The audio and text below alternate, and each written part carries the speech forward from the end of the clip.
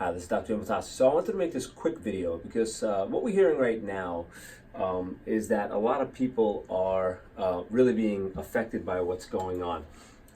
And what a lot of people are saying is that a lot of healthy people are, having major complications. They're getting sick and they're dying. And here's the thing, that's horrible. We don't want anybody to obviously die and pass away. That's just terrible. We don't want anybody to get sick. That's why I do what I do. I mean, I'm in healthcare. We take care of people.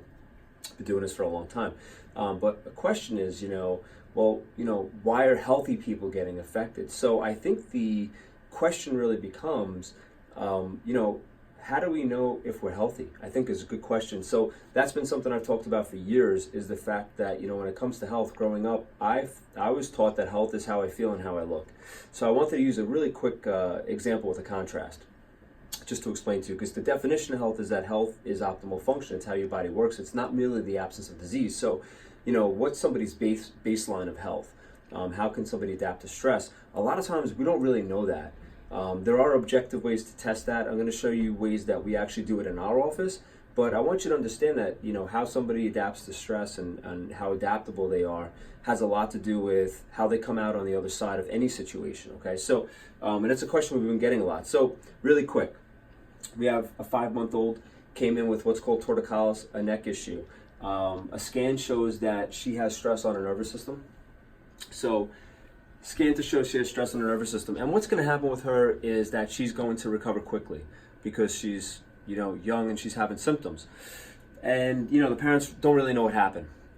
In contrast to that, same day that patient came in, we had another patient came in who's about to turn 55. So 5 months versus 55, who I'm going to explain this x-ray in a second, but she said that she just woke up and she's in crippling crying pain. She's taken Tylenol, Motrin, she's taken Percocet, and she's went to a neurologist, and she's on an anti-inflammatory now, and she's taken like 10 of each of those in the last 5 days, and it's excruciating.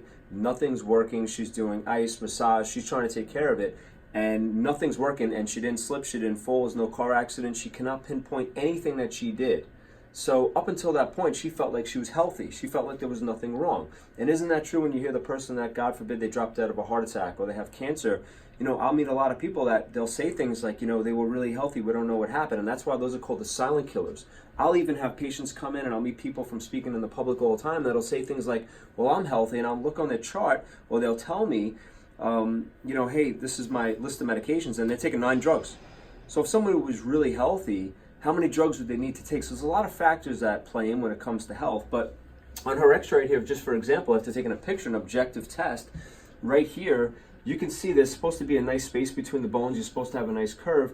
That space is completely crushed and gone. It was probably something she didn't know about, because what can happen in your spine is that the bones can shift like this. And even though it looks like it's painful, most of the time you can't feel it. Matter of fact, most of the problems in your body you can't feel. So what we do as far as objective testing for babies and children is we do thermal scans, non-invasive, to pick up stress on the nervous system.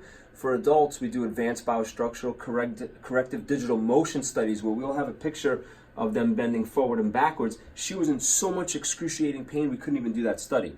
But clearly she wasn't healthy, but she didn't know. And that shows right there, because if the bones stay stuck, we call that subluxation, they're locked up. That sends stress signals to the brain, puts the person in a stress response, but from a biostructural standpoint, it actually creates arthritis if it's left, and degeneration. So just one way that we check people to see, how healthy they are on the inside, really, because a lot of times you can't feel it. So blood work, that's great. Most people have heard of that. They've had that. The testing we do, it's cutting edge, and it can check you for stress on your spine, your nervous system. So I hope that makes sense. I want to build on this information, and I hope you have a great day, and I'll talk to you soon.